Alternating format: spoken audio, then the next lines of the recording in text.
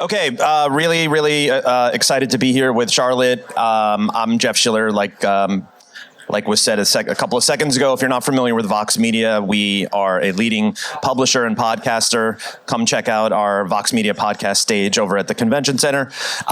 Super excited to be here with Charlotte. I'm going to let Charlotte talk a little bit about her. She's got a very unique background relative to what we're talking about today. Think like a scientist, lead like a marketer. So, Charlotte. Hi, everyone. I'm Charlotte Blank. I lead U.S. marketing for Jaguar Land Rover.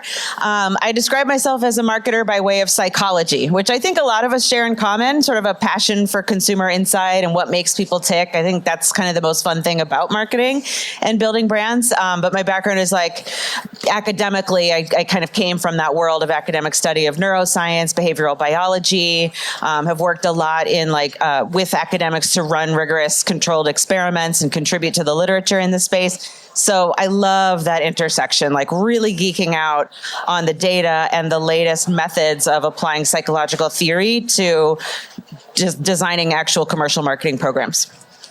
So we know today that it's really tough to create consistent brand relevancy, and oftentimes the strongest way to do that is to connect on an emotional level, right? Everything is commoditized. You have paper towels that all do the same thing. And so if you can connect on an emotional level and have either a nostalgic pull, like Bounty is the quicker picker-upper. I miss those commercials from the 80s and 90s. That's why I love Bounty. That's how you create staying power. And I think your background and the work that you're doing at JLR is so amazing. And when we first had our in-depth conversation about this topic, oddly enough, a while back, I was geeking out as well. And I would love for all of you to really listen and hear how Charlotte's background is applied to JLR's marketing principles. So if you can share a little bit about how you think about your different cohorts and how you develop different sort of behavioral and emotional profiles, I think, that would be amazing for everyone. Yeah, and I really admire the paper towel marketers of the world because I'm lucky that we have brands that people are passionate about and kind of even at the surface can access reasons why they identify with a particular luxury automotive brand that happens to be an emotional space to start with. But, things are heating up and we have a really exciting new strategy at JLR, which is our House of Brand strategy. So we've taken a cue from luxury fashion houses, for example, where we have, rather than going to market as Land Rover with the customer-facing brand, that sort of fades to the background as an umbrella brand, while Range Rover, Defender, and Discovery each live as their own distinct luxury brands. And that's required us to think a lot more deeply about what separates each of these brands. What were formerly called nameplates of Land Rover and had sort of a natural hierarchy to them with Range Rover at the pinnacle, now they're distinct. So if you were to look only at the surface, at the demographics, they look relatively similar. There's some difference in household income, but not enough to make dramatically differences in our media placements. There's some differences in their self-reported activities. Defender people basically just live outside. If you look at the index reports, you name your outdoor adventure sport and they're doing it. But that pops for Range Rover too. It doesn't give us enough to really make a breakthrough difference with those two brands living separate from one another. But where we've really made some strides this year is by partnering hand in hand with psychologists who have come together to find a way to look across the literature at all of these rigorous, academically validated ways of studying people and the subtle differences between people, whether it's the big 5 personality traits or over 600 other different published and verified ways to assess social psychology differences. And then we're able to use AI, sorry for the 1,000th time you've heard that probably already this morning, to actually match that up against people who resonate with each of our brands and identify which traits are the most predictive. So to cut through all that, I'll just give you some examples. Some things that really popped off the page for us were, for example, for Range Rover Sport audiences only, what really is especially predictive, sort of holding all else constant, is impulsivity, a sense of just go out and get it. Don't overthink it. These aren't spreadsheet analyst type of people. They just go for it when they want something. Psychological richness, which is like really thriving in the busyness and chaos of life and enjoying its ups and downs. And an especially strong appreciation for physical attractiveness, a belief that this is a no unusual theme in luxury, but particularly for Range Rover Sport, they really love a beautiful face and feel that they personally benefit from the privileges of being more beautiful than average. But that's Range Rover Sport, and it actually looks different for full-size Range Rover buyers who we already know from the demographic data are wildly over-indexed as entrepreneurs. So it's not just that they have a high household income, but it's how they earn that income and how they psychologically identify as self-starters and scrappy and people who have made their wealth their own way. And that really kind of applies to a lot of how they make decisions, how they live their lives, and how they feel about themselves. So what really stood out for Range Rover people was something called vertical integration, which is a sense of always having to strive to become better and better and better and kind of reach the top. But what comes with that is a sense of perfectionism, like a high level of self-criticism and looking inward and wondering, like, am I as good as I can be, and being especially harsh and critical of oneself. But that's balanced with intellectual humility and being open to other ideas, which leads us to, some really useful tactical applications from a marketing standpoint, like podcasting, for example. They can't get enough podcasts about leadership and business insight because they want to learn from the best. So that, that's one way that we've worked like the Vox Media Podcast Network. Exactly. I served that one up for you. Charlotte's the best.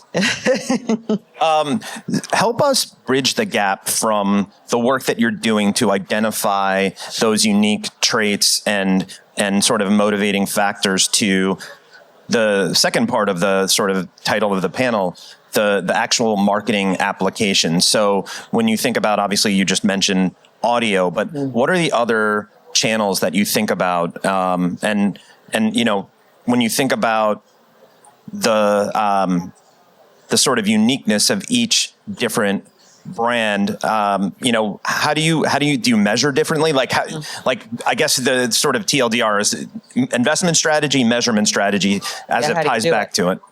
Yeah. I always think of this quote I love in my previous life in the more applied kind of behavioral science world. I worked with an academic who had a phrase that behavioral science is a verb, not a noun.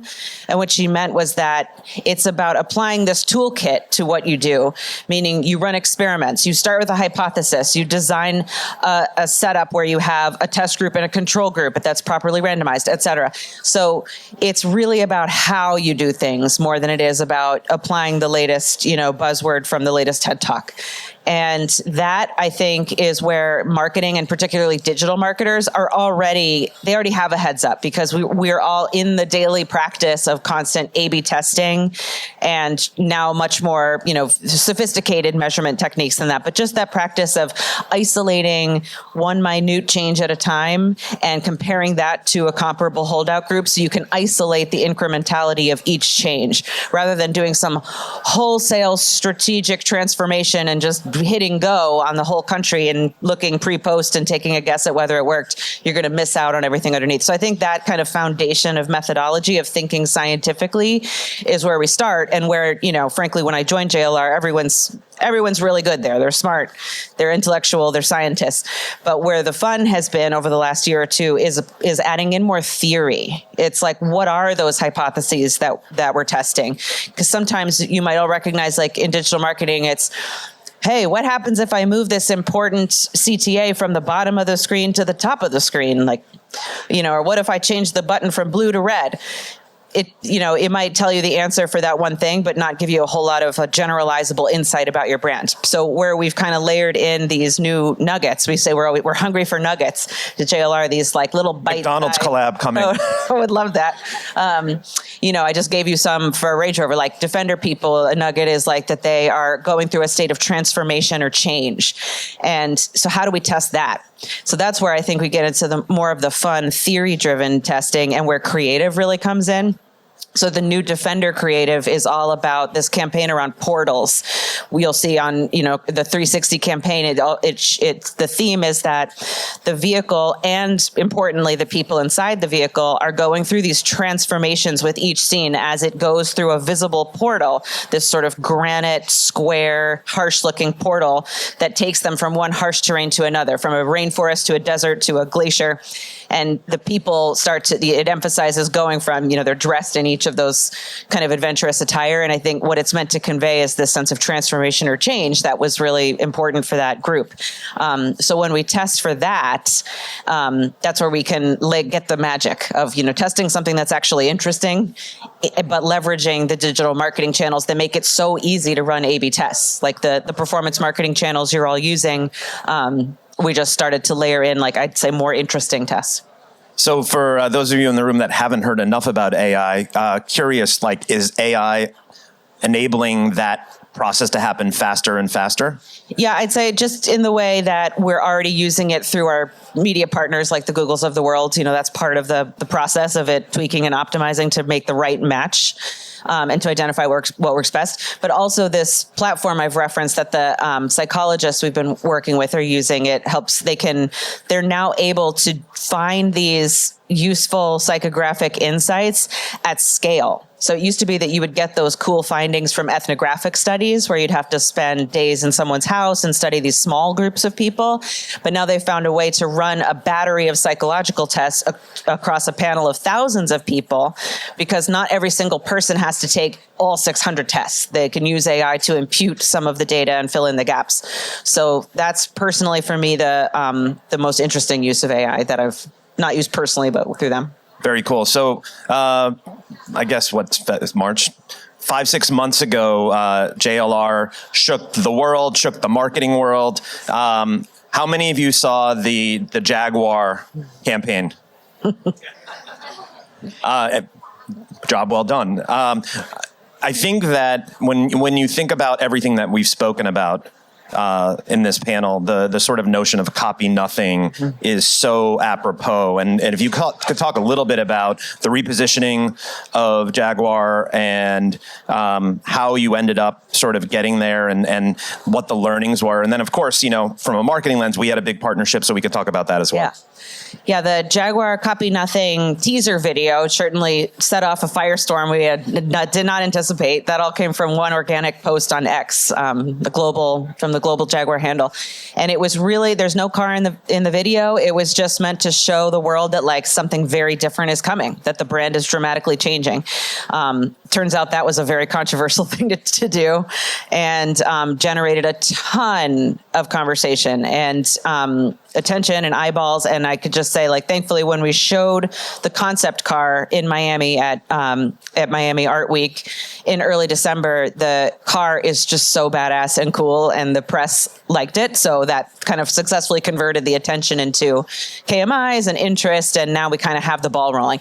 So now it's where do we go from here, and how do we, course correct a little bit and sort of take the key insight, which is it has been doubly verified, by the way, by this psych tool I can't stop promoting. But what we find about people who resonate with that car and the design of the car and the promise of it and sort of the vibes of it, for lack of a better word, the psychological traits that scream off the page for them are rebelliousness, schema flexibility, like the willingness to kind of stretch their definitions of a category, and some other, elements that speak to a sense of flashiness and personal style, being hyper status conscious and wanting, this is not the quiet wealth types. This is the look at me, look what I'm wearing, look at who I'm with. So how do we bring those core insights to life in a way that's culturally relevant in the United States, while we still have this concept vehicle on the West Coast for a few more months? And so NBA All-Star Game was such a great opportunity. And we came together with Fox and the SB Nation to put together an on-site physical activation extended by the audio and digital space. And it played up the cultural phenomenon of the hallway walk that the NBA has made so popular over the past year or two, and WNBA, it's both. And I just think it was so spot on for this new Jaguar direction, because it was all about championing originality, the ethos of copy nothing, being really flashy and showing your personal style. But these are at the same time really traditionally masculine athletes, big guys, but marching down the hallway wearing a fur coat or like a really unique outfit that's been put together by an avant-garde designer. So it brought the best of this new ethos of Jaguar to a space that people know and love and flock to from an influencer standpoint. So we had all kinds of just celebrities, rappers, athletes coming to take pictures with the concept vehicle, share the pictures. And it was a home run. It was a really nice balance to all the crazy. It was almost like we did everything in reverse, but on purpose, because you start with all this attention and then you're like, wait, stay with us. We're going somewhere with it. So it was really a perfect partnership. I'm so glad this is being recorded. That was a bad joke. Yeah, I would say, one of the things from our end was seeing the personal expression of style, to your point, and NBA All-Star is just one example. You talked a little bit about Miami Art Week. How do you identify those cultural moments? Obviously, there's like a strong tether to, a person that's into biohacking. Maybe an ultra marathon is the right place, but like for Defender, yeah. For Defender, yep. How do you sort of say, like, we're going to take a bet here, or is it a lot of small bets? Tell us a little bit about the sort of alignment with cultural moments. Yeah, it all starts with the insight. Like, who are these people and what really drives them? Like, the biohacking example is really strong for Defender. Like, these folks are not your Saturday morning yogis. They're the people who wear fitness trackers and take ice baths and follow paleo diets and podcasts about life optimization and extension and you name it. So that helps give us ideas for existing partnerships and people to work with, but it also really informs our own event strategy. So we do a twice yearly event called Destination Defender. That's like a weekend-long festival all about the Defender brand. And the car is a big part of it. And we do a lot of product displays, classic to future and everything in between. But it's so much more than the car. It gives us an opportunity to say, if Defender were a destination, a place, what would it be like? Where would it be? Would it be inside, outside? What would it smell like? What would you eat? Who would speak there? So it kind of stretches our mind almost as an exercise for creative. And similar on the Range Rover side, we have an activation called Range Rover House that we do every year at Park City and in Pebble Beach. And we say, if Range Rover were a house, what would we eat? Who would come? What would you wear? What would it smell like? What would the house look like? And that just really opens up a fun, creative discussion about partnership and who comes to be a part of that curated experience. And at these events, when you're getting consumers, is it a good opportunity to sort of gut check relative to the profiles? You're seeing these people, are you observing, not in a creepy way, but are you observing what they're interacting with, what they're sparking to, and does that help inform the... Yeah, that's a great question. I think I heard that on the AT&T discussion a minute ago, that it kind of works both ways, that the Range Rover insight that they're 6.5 times more likely than other luxury brands to be entrepreneurs, founders or owners of a company. And that we kind of already had that sense from the Range Rover houses, from the dinners we were having with owners and prospects. It was everybody bonding together over these shared lessons and mistakes they've made and what they're inspired by. And it was all this conversation around entrepreneurship. So we've seen it validated in other more rigorous research methods, but we also know it just from talking to people. So I think there's been a lot of chatter around moments like the Super Bowl and the derivative content that is created. And, what's interesting is there's so much distraction, and live sports seems to be the savior of media. How are you thinking about, attention from a sort of deployment perspective? Obviously, I could be self-serving and say that podcasting is the most intimate and people listen for 8 hours, all true. But when you think about attention as it relates to your brand and the example of Jaguar with X, that was obviously it's lightning in a bottle, but on a day-to-day basis, how are you thinking about attention, where it's going, how does it apply to your thinking? Yeah, attention is really top of mind for us. We've been working with a vendor who helps us make attention a primary metric of ours and focus less on just impressions or assumed metrics that we just assume people are seeing our ad when we know that they might not really be paying attention. And I think this is really important in an age of performance media to the max, like performance, but we've been guilty of, obsessing over performance marketing to the point of diminishing returns. And we have to go like, wait a minute, are we getting the attention that we need in order to do the most important job for our brands, especially Defender, which is a brand new brand. Some people know it as a model of Land Rover, but definitely almost no one knows it as its own brand. So we need to get back to the basics of like big, broad scale, exposure driven marketing. So we do a lot in live sports and TV and CTV, but audio is a really under leveraged channel that we see huge returns on. So want to like turn the page a little bit, because I think like, again, when you look at the title of our panel, it's like so perfectly suited for your journey. And I know I've said this to you before, but I think that you are like the most brilliant CMO in the industry, just by way of like your background. Can you share a little bit about the sort of bridge from doing the work that you did in, undergrad, postgrad, so on and so forth, to get to be a CMO? Were you like, this is like purpose driven? Like I'm going to, dig into behavioral science and then I'm going to apply it to marketing? Yeah, I mean, I would say that it is, like I always, even when I was studying it in undergrad, at the time there was this hot movement around neuromarketing.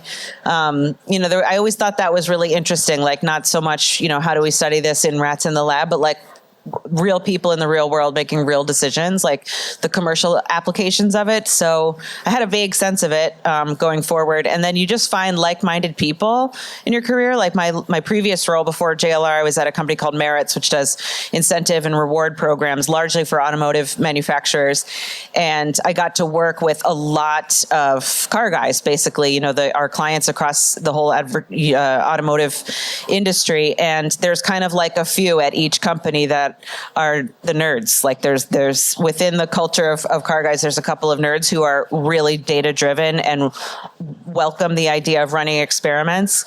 And through that process, I got to build a relationship with my now boss, who, he invited us in to run some cool experiments with JLR dealerships to answer some interesting questions, like around how to design a no haggle price model or things like that he had an intuition for, that you can't just try, you need to actually test it.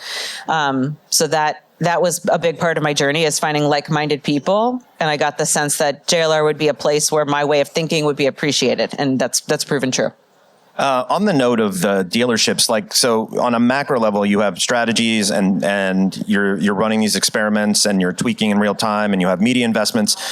How does the sort of the consumer psychology of it all manifest at a dealer level? Like if I walk in and say, like, I'm huge into biohacking, I have my Oura ring, I'm ready to buy a Defender. Like, is there a different approach from a dealer lens, or is Yeah, I mean, dealers are the best salespeople in the world, and salespeople are the best applied psychologists in the world. And we always forget that about how much they know about our consumers and how well they can intuit, what sort of brand, where someone fits. So that's another, I remind myself a lot that we get a lot of good insight from those guys. But the other thing is, it's not just consumer psychology in our business, it's retailer psychology. And to get anything done with scale and impact, it requires retailer buy-in, and it's so complicated because they're all really independent and strong-willed and have their own ways of doing things. So a lot of us have just had to learn the slow and hard way of like applying all these tricks I've been talking about internally to our dealer partners. So interesting. Going back to what you said about a house of brands and like the sort of juxtaposition of, like an LVMH to JLR. Do you see, any plans to sort of expand out, launch new brands, or have more sort of lifestyle elements? And I don't mean like the stuff that you're doing, but like sort of pure lifestyle elements that extend beyond when you're buying the car or when you're experiencing the brand. Like it could be like harping on the Jaguar notion of copy nothing. It could be like a sort of creative festival type of thing that you're putting on. Do you see it extending out to be sort of like a total lifestyle brand? I think we do that. I think that's how we think of like Destination Defender, for example. nothing official in the works in terms of new business models or new brands, but we use that language. We think about when someone buys a Range Rover, we know it's not for like rational utilitarian purposes. It's that they're buying into a tribe, an identity, a sense of belonging to a special group of people. So we try to foster that and really elevate that. And so when we create something like Range Rover House that you get to come to, and now that means you get to be in like company with these people, you get to try out these other brands that are, really exclusive. That's all about you're kind of subscribing to a lifestyle. So I think that's like a really rich opportunity for luxury brands. Yeah, it's interesting today. Again, it's like attention. The other word is community. And I think you think about automotive industry and, you go back to people that were like obsessed with muscle cars, and there's that same approach with Range Rover, and you have that built-in affinity. How do you think about the feedback loop? It's like, does it ever inform product, or is it like so sort of iterative? Like, somebody's going to say, "Oh, I wish that like the button was over here." Like, is there a feedback loop? How do you think about community up versus like top down?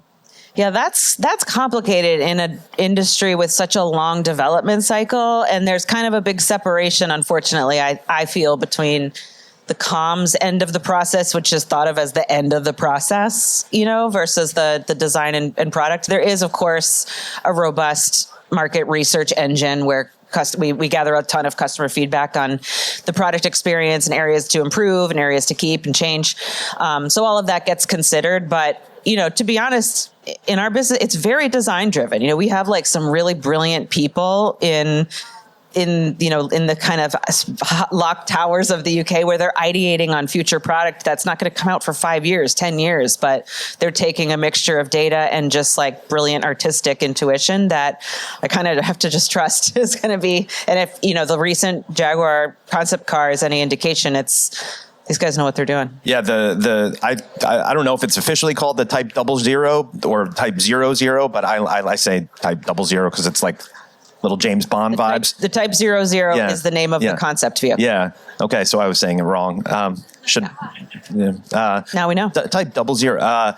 If you haven't seen it, it is absolutely gorgeous. And I can tell you at the NBA All-Star, we had not just like that walk through tunnel approach, but people were like literally looking in the car. We had Shaquille O'Neal say, how do I get me one of these? Like, is it going to come in a four-door? Yeah, exactly. Can you? Yeah, exactly. So I do think to end before we sort of pivot to some live Q&A, that example is a great example of everything coming together in real life and seeing the sort of manifestation of personal expression, style, copy nothing, around people that are actually emblematic of that. And so I think that's the beauty of marketing. That's, how you lead like a marketer. You have that initial sort of scientific principle, and then you see it deployed in the right way. So with that said, we'd love to open it up to some questions.